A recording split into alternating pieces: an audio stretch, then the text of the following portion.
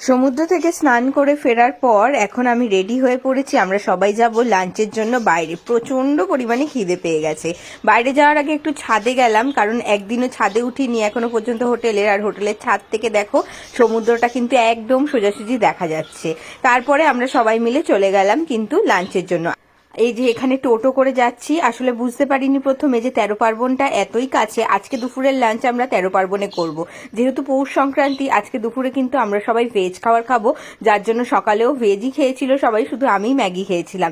দেন তারপরে আমরা চলে আসলাম 13 পার্বণে। কিছুক্ষণ অপেক্ষা করার পরে আমরা অর্ডার দিয়ে বসে একটু ফটো সেলফি তুলে নিলাম। আর আজকের মেনুতে প্রচুর কিছু ছিল। পিস পোলাও ছিল, ভেজ পোলাও ছিল, কাশ্মীরি আলুর দম ছিল, পনির ছিল, শুক্তো ছিল, ফুলকপি আলু ছিল, রাইস ছিল, ডাল ছিল, তারপরে চাটনি, পাঁপড়, আরো অনেক কিছু ছিল। তোমরা যারা পুরীতে যাবে অবশ্যই কিন্তু 13 পার্বণে একবার খেয়ে দেখতে পারো।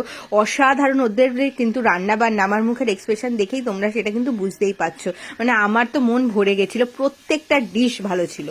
সমুদ্রে স্নান করে আর লাঞ্চ করে আমি তো টায়ার্ড, এবার একটু ঘুমিয়ে নেব, তারপর বিকেলবেলা আবার যাবো মার্কেট। এখন সন্ধ্যাবেলা এসেছি একটু হোটেলের ছাদে, আর চারিদিকটা দেখবে জাস্ট কি দারুণ লাগছে। দাঁড়াও দেখাচ্ছি।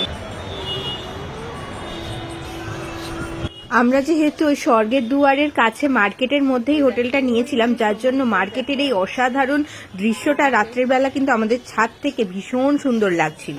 তারপর আমরা সবাই মিলে বেরিয়ে পড়লাম শপিং এর উদ্দেশ্যে। এখন সি বিচের ওই পাশে যেই মার্কেটটা আছে সেখানটাতে আমরা যাচ্ছি, সেখানে শপিং করব, আর তার সাথে রাতে সমুদ্রের ঢেউটাকে উপভোগ করব আমরা সবাই মিলে। এটাই ভাবনা চিন্তা করে আজকে বেরোনো হলো। এই দেখো আমরা এখন বিচে চলে এসেছি, আর মা বাবা আমরা সবাই মিলে এখন আগে সমুদ্রটা দেখছি, যে কি ভালোই লাগছে জানো তো। আসলে আগের দিন তো অনেক বেলা করে আমরা এসেছিলাম, যার জন্য আমরা কিন্তু বেরোতে পারিনি সন্ধ্যাবেলা, সবাই ঘুমিয়ে পড়েছিলাম।